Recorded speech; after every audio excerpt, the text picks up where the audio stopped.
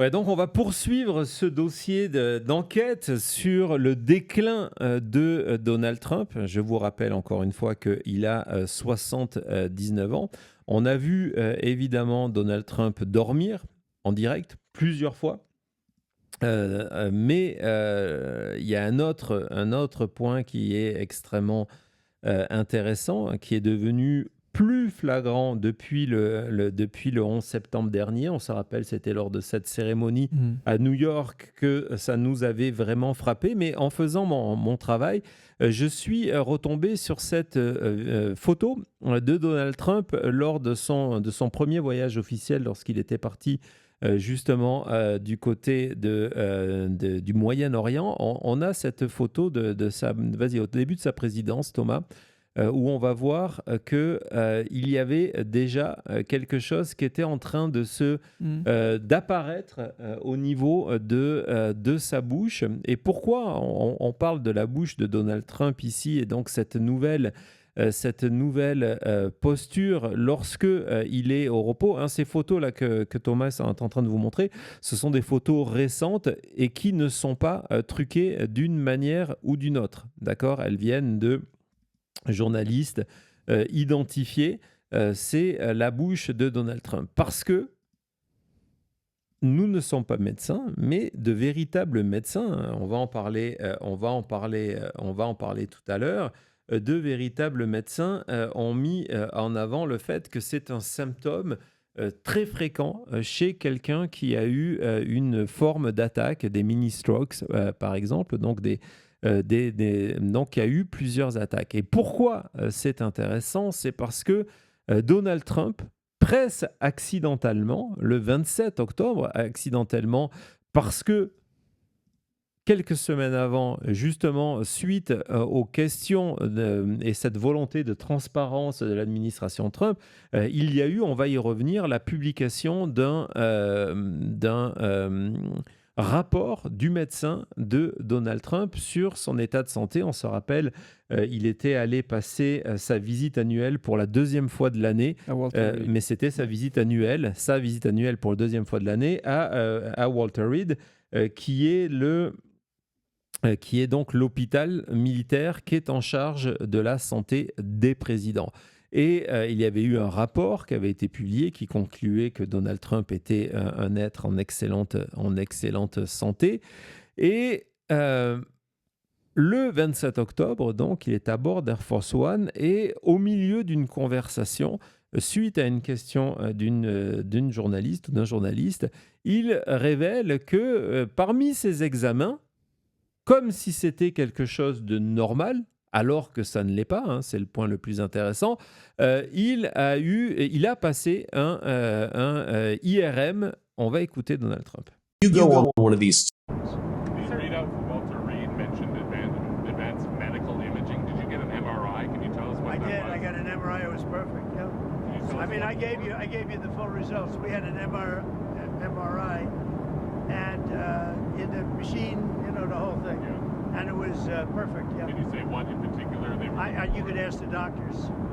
In fact, we have doctors traveling with us, but I think they gave you a very conclusive. Nobody has ever given you reports like I gave you. And if I didn't think it was going to be good, either I would let you know negatively, I wouldn't run, I'd do something. But the doctor said some of the best reports for the age, some of the best reports they've ever seen. One theory Donc évidemment, c'est du pur Donald Trump où non seulement il explique que l'examen était parfait, hein, il a à chaque Ouais. fois des 10 sur 10, des 20 sur 20. Je ne sais pas pourquoi, je suis pas à 100% certain des résultats, il faut voir avec les médecins, mais je sais que c'était parfait et que pour mon âge, c'était des meilleurs résultats qu'ils ont jamais vus. Ils n'ont jamais vu ça. Il en Ils est n'ont fier, jamais vu ça. il en est C'est un fier et il ne record. comprend pas qu'en fait ce n'est pas quelque chose qui est fait pour une visite routine. C'est pour ça qu'il est allé une deuxième fois pendant l'année, parce que les médecins ils étaient tellement impressionnés qu'ils voulaient revoir. Ah, je crois que tu as un truc. Je crois que Ouais. c'est peut-être ça l'explication. En tout cas, ce qui est excellent, c'est que le journaliste ne s'y attend pas. Il dit ouais, vous avez eu des examens. Est-ce qu'il y a un IRM? Ouais, il y a un IRM. C'est la première fois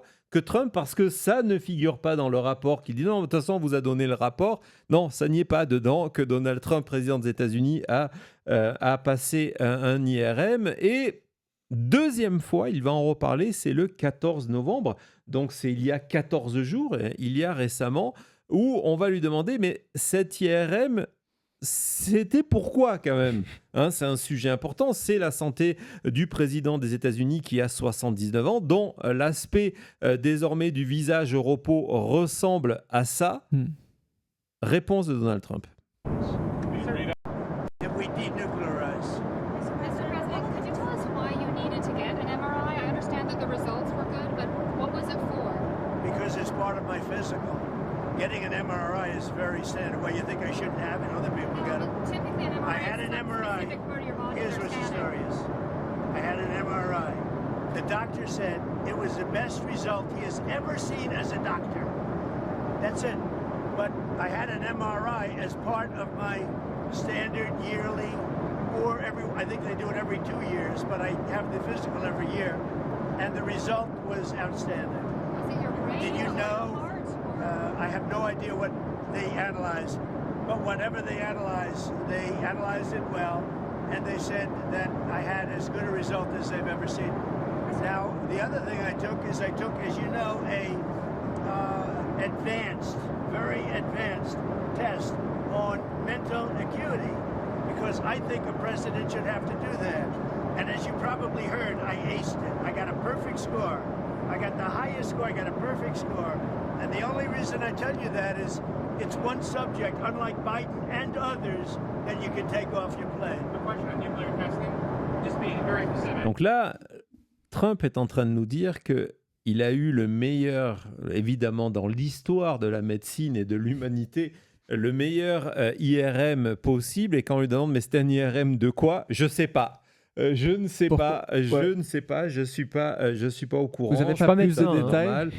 Au-delà de ça, ils m'ont fait passer ce fameux test de Montréal pour voir si j'étais en train de perdre la tête. Tout va bien, ne vous inquiétez pas. Donc tout va bien, on peut lui faire confiance. Il le répète un nombre de fois. Encore une fois, comme tout à l'heure, on l'a entendu pour le golf, on l'a entendu lorsqu'il nous annonce que désormais c'était lui qui était en train de redessiner les bateaux de... T'as raté ça, Cody, je te le conseille. Le Redessiner replay les bateaux des Coast Guard. Donc D'accord. c'était lui.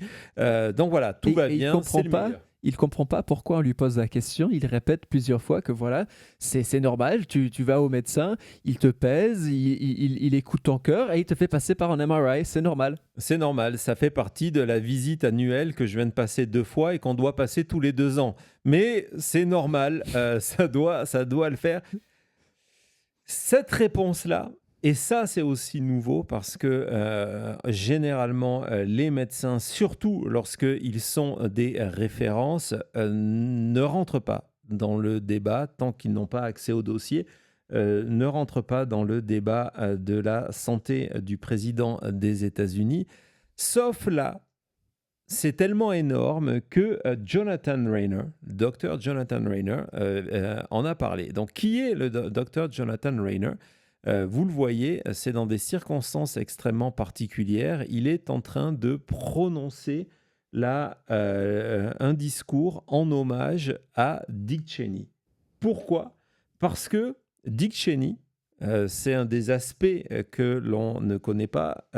C'est quelqu'un qui avait des problèmes cardiaques extrêmement importants. Dick Cheney a eu sa première crise cardiaque en 1978. Wow. 1978, première crise cardiaque. En 2012, Dick Cheney a eu une greffe. On lui a donné un nouveau corps, un transplant. Donc, depuis 2012, et il est décédé en 2025, Dick Cheney avait des problèmes cardiaques. Et pendant tout ce temps-là, le médecin de Dick Cheney, qui lui a permis de passer à travers de multiples crises cardiaques, je vous rappelle, 78 la première fois, c'est Jonathan Rayner. Et d'ailleurs, ensemble, ils ont écrit un livre qui a été un énorme succès, qui s'appelle Heart, le cœur, où on raconte justement 35 ans d'innovation pour éviter de véritables problèmes de santé et de mourir, etc., etc. Donc c'est vraiment, je sais pas si j'aurais dû dire etc., etc. après mourir, mais bon, c'est pas grave. En tout cas, c'est une référence qui a eu des patients qui, il le dit, ont des symptômes après les attaques qui correspondent aux symptômes qu'on vient de vous montrer. Et lorsque lui, et encore une fois, c'est pas un théoricien du complot, c'est pas notre professeur, j'ai oublié le nom, enfin c'est pas grave, vous Dr. comprenez. Kennedy. Non, le français. Ah. Le français Covid, Marseille. Oui, avec les cheveux blonds longs là. Exactement. Le chat a compris. Lui. Voilà. C'est une référence. Il est encore, il exerce toujours au George Washington University, donc il est à la tête de tout ce qui est recherche. Merci beaucoup. Didier Raoult, exactement, de tout ce qui est recherche en termes d'attaque. Et on va l'écouter lors de son passage, je crois c'est sur CNN, où il dit « On ne passe pas une IRM pour rien ». Vas-y Thomas. Medical analyst, Dr. Jonathan Reiner. Most of us do not get an MRI as part of a normal physical. Aren't they typically used to detect things like strokes and aneurysms and tumors? I mean, do you have any clues as to why the president would have gotten an MRI? It's not part of a routine screening. There's been really a lack of candor. The big question is what prompted his MRI? So what symptoms were they concerned about? What particular type of MRI was performed? Was it a brain MRI? Was it a cardiac MRI? Was it an MRI of his spine, of his prostate? What prompted a concern that would take him in a relatively unscheduled way to Walter Reed for this testing? Why didn't they tell us that? Didn't they disclose that he was tested when Dr. Barbarella issued his report after the president's visit? And now, why won't they tell us exactly why the testing was performed and the results? I think without that, then there's really no trust. Il y a une conclusion extrêmement forte en disant on ne peut pas avoir confiance à la communication de la Maison-Blanche et à ce que dit Trump. Et puis, il y a une affirmation et une série de questions. L'affirmation, on vous l'a dit, on le sait, c'est que une IRM, excusez-moi, cela ne fait pas partie d'une visite de routine, comme Donald Trump essaie de le dire. Et il dit, ça, c'est la certitude. Ce n'est pas normal. Si Donald Trump a passé une IRM, c'est qu'il y a une autre raison. Et après, il multiplie une série de questions en expliquant que, par exemple, on ne sait pas ce que il recherchait. On ne sait pas quelle partie du corps de Donald Trump a été examinée. On ne sait pas quelles ont été les raisons qui ont motivé. Je vous rappelle aussi que les circonstances de cette visite, c'est sa deuxième visite qui a été un petit peu faite dans l'urgence, étaient déjà extrêmement suspectes. Et donc, il y a toute cette série de questions qui arrivent à dire... on ne nous dit pas la vérité, il insiste sur le rapport original, on va le voir dans quelques secondes en disant mais pourquoi le rapport original ne mentionne pas, qu'il y a eu cette procédure et quels sont les résultats? Parce que oui, c'est bien beau de dire Donald Trump a passé une IRM, mais à part Trump qui nous dit c'est excellent, tout va bien, cette information... les résultats de cette procédure n'ont pas été communiqués dans le rapport officiel. Je vais vous montrer. En secret. C'est un rapport de 3 pages pour vous dire, voilà, nous sommes l'administration la plus transparente et on va voir que ces informations ne sont pas là. Donc oui, comme vient de vous le dire Thomas, ça veut dire qu'il y a un secret et qui dit secret dit cover-up. On en parle tout de suite après.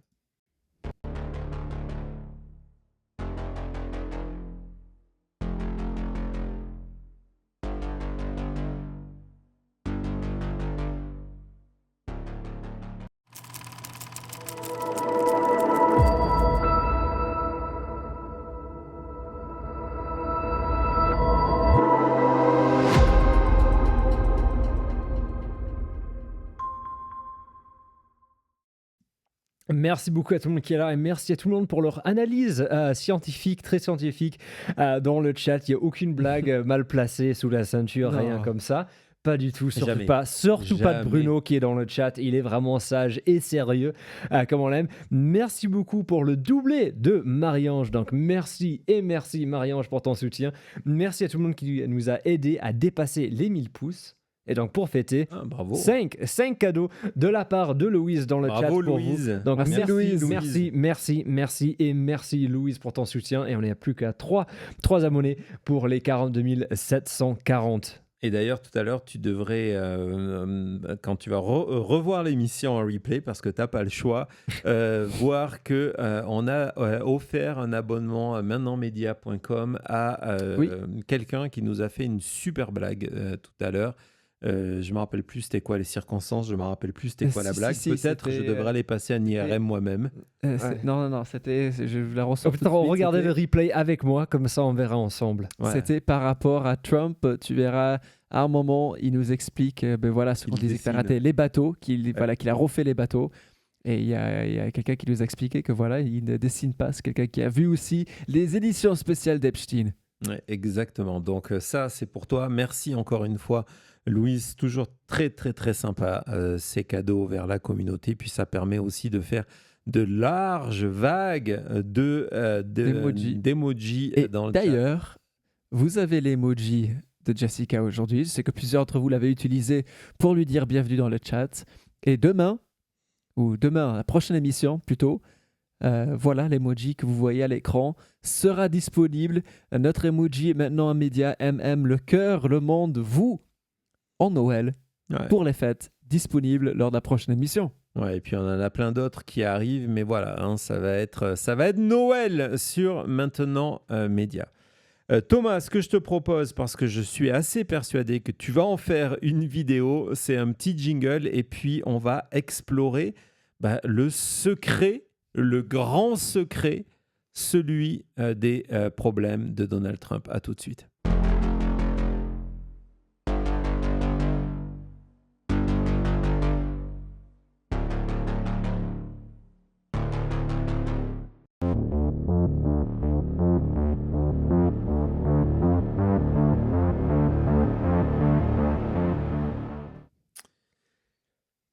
On va justement, on en a beaucoup parlé, donc je pense que c'est le moment de le montrer, ce rapport médical, parce qu'il est plein d'enseignements, y compris dans ses omissions, d'ailleurs, c'est souvent le plus intéressant. On va voir donc ce mémo qui a été publié et qui permet aujourd'hui à la Maison-Blanche, on l'a vu tout à l'heure, lorsque le New York Times demande des questions extrêmement précises à Caroline Leavitt, c'est dire non, mais on n'a pas à vous répondre parce qu'on l'a déjà fait. On a publié ce mémo au mois d'avril avec énormément d'informations. On est les seuls à l'avoir fait comme ça, ce qui n'est pas forcément vrai, même si, soyons clairs, le secret autour de la santé des présidents est non seulement un sujet universel dans le sens républicain et démocrate, mais vous vous en souvenez si vous êtes en France et que vous êtes aussi jeune que moi, que c'était un énorme sujet évidemment sous la présidence Mitterrand et puis après sous la présidence Chirac. Donc il y a toujours une pudeur, on va dire ça, du pouvoir de communiquer sur l'état de santé d'un président. Donc on voit que on commence de manière assez classique en expliquant qu'il a passé toute cette série de tests, l'âge, le poids, la taille de Donald Trump. On ne va pas rentrer dans le détail de tout ça. On remarque qu'il y a une remarque sur l'oreille de Donald Trump qui est marquée par la blessure de Butler, donc une petite remarque là, mais voilà, on arrive à la page 2 et c'est là que ça devient assez intéressant parce que la page 2 explique que c'est les examens neurologiques pour Donald Trump. Donc, s'il y a des infos de IRM, ça pourrait être ici. Non, alors qu'il n'y en a pas. il y a évidemment les résultats du test de Montréal. On en parlait tout à l'heure pour dire que tout va bien, qu'il n'y a pas de déclin cognitif chez Donald Trump.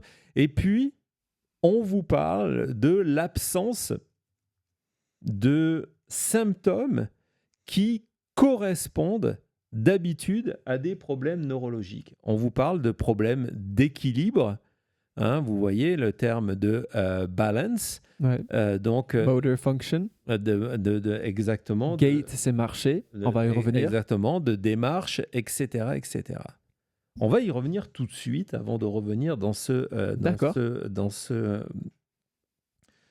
rapport, parce que donc on vous explique, vous vous en souvenez si vous étiez avec nous en direct, au mois d'août dernier, lors de la réception de Vladimir Poutine du côté de l'Alaska, on a vu cette séquence en direct où Donald Trump était sur le tapis rouge et ne réussissait pas à marcher en ligne droite. Exactement. Il n'y avait eu aucun commentaire là-dessus, il y avait tellement d'autres choses à évoquer que finalement c'est un sujet qui n'avait pas été évoqué, mais lorsqu'on voit ce rapport-là et qu'on repense à cette démarche, on se dit il y a peut-être quelque chose à explorer à ce niveau-là.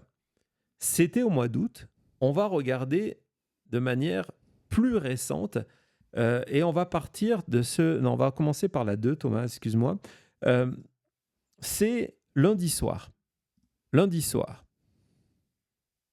Donald Trump, accompagné de Melania, c'est rare, accompagné de Melania, quitte la Maison-Blanche. On va regarder la totalité ensemble. On va regarder, pour que vous fassiez votre propre opinion, on va regarder la totalité de cette séquence et on en reparle tout de suite après. Vas-y Thomas. Update on the negotiations between Russia and Ukraine.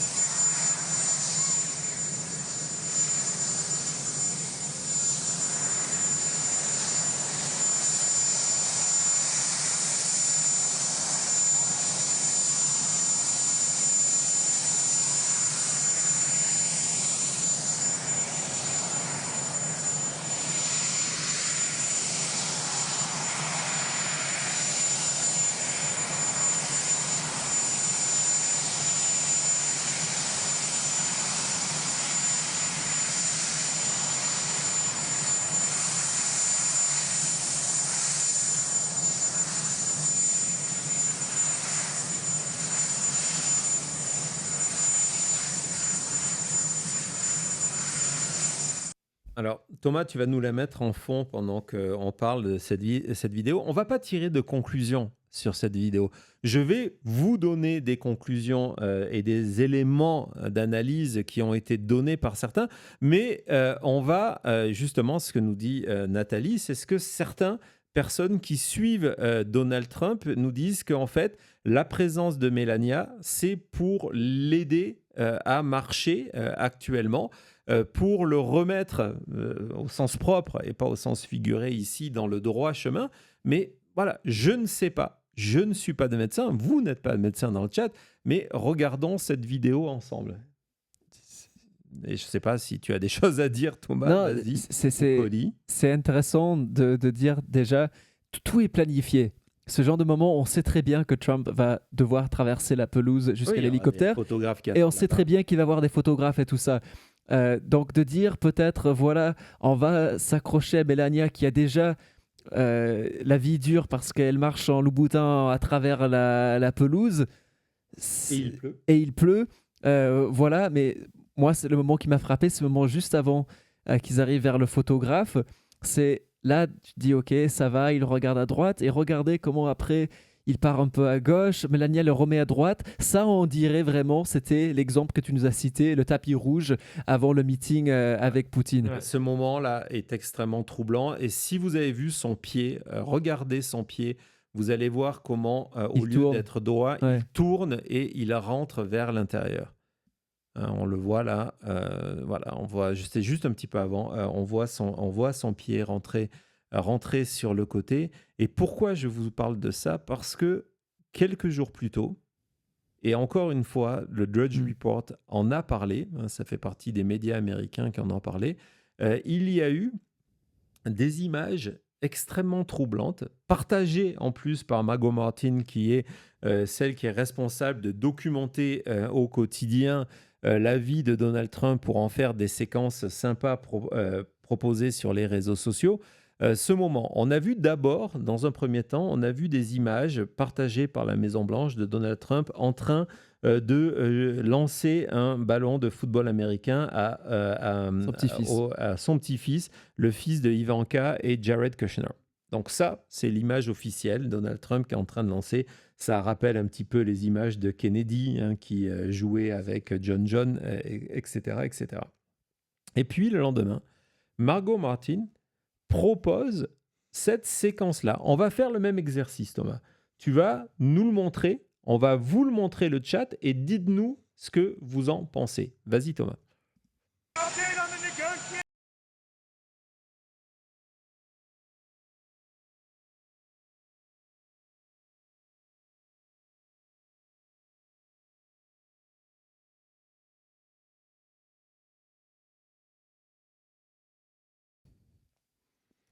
Donc, tout à l'heure, on regardait le pied de la jambe gauche. Regardez, encore une fois, Thomas va nous le mettre en fond. Et dites-nous ce que vous en pensez dans le chat.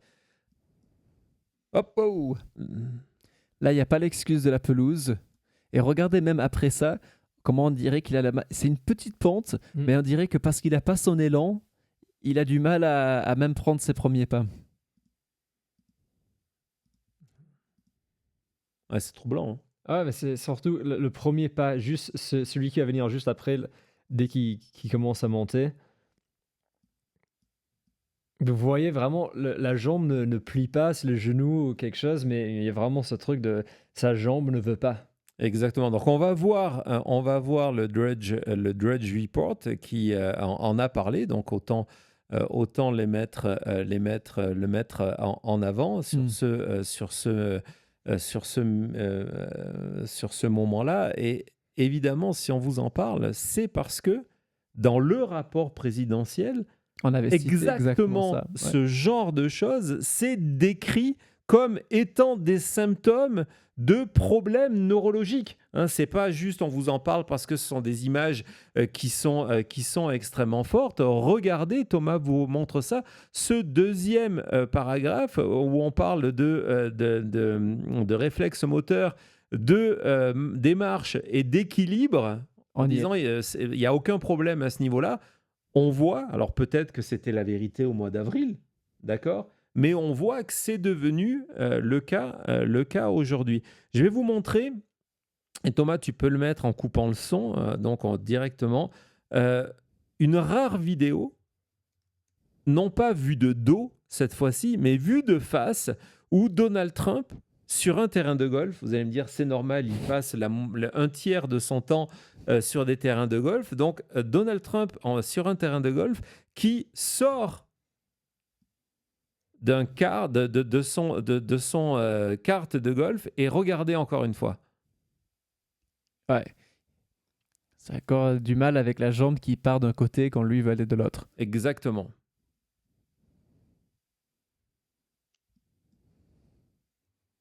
Hop là. Ouais. Et même au niveau des pieds, c'est cette histoire d'avoir un qui rentre à chaque fois. C'est toujours le pied gauche. Regarde, que c'est le pied gauche. En fait, il pivote sur son pied gauche. Et à ce moment-là, il a le pied gauche qui est entièrement à l'intérieur. Regardez ça. Ouais. Ça, ce n'est pas normal. Non. Et donc, évidemment, comme c'est dit sur cette vidéo TikTok, mais moi, ce qui m'intéresse, c'est le rapport du médecin. Ce sont des symptômes de quelqu'un qui a eu des problèmes neurologiques ou une attaque. Donc, on avait tout à l'heure le médecin de Dick Cheney, un des meilleurs spécialistes aux États-Unis, qui dit pourquoi cette IRM, pourquoi ces problèmes, pourquoi on ne nous dit pas la vérité.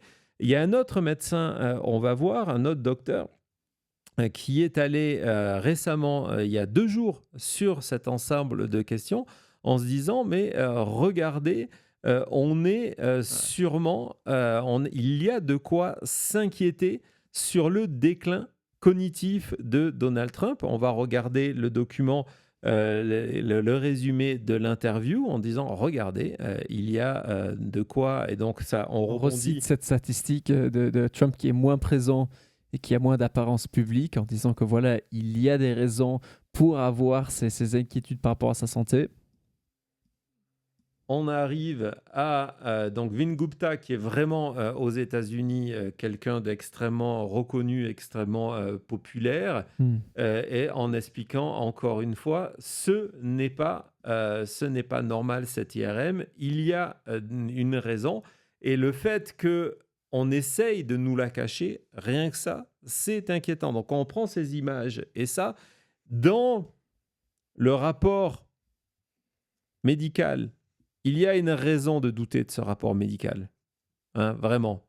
Il y a vraiment une raison. C'est, vas-y Thomas, montre-le-nous. C'est dans le dernier paragraphe. Donc, il y a toutes les informations pour nous expliquer que Donald Trump va bien. Et on nous dit qu'une des raisons pour laquelle il va bien, c'est toutes ses victoires au golf. And frequent victories in golf events. Non, vraiment, zoom Ouais, dedans. non, c'est malade. C'est complètement fou. Et quand on se dit, OK, ce rapport, encore une fois... Rapport officiel de la source, pas retouché ni rien. Non, voilà. C'est comme, OK, pourquoi, en summary, voilà, en conclusion, pourquoi est-ce que Trump est en excellent health? Pourquoi est-ce qu'il est en forme excellente? Il pète la forme. C'est parce que aussi, il a des frequent victories in golf events. Pas non, il fait du sport. Non, il gagne souvent. Donc voilà, on nous explique qu'il a une santé robuste, cardiaque et donc neurologique. Hein, donc il n'y a aucun problème là-dessus. Qu'il est extrêmement actif. Donc on l'a vu dormir. Encore une fois, peut-être que d'ici entre le 15 avril et le 15 novembre, il y a eu un déclin rapide de Donald Trump.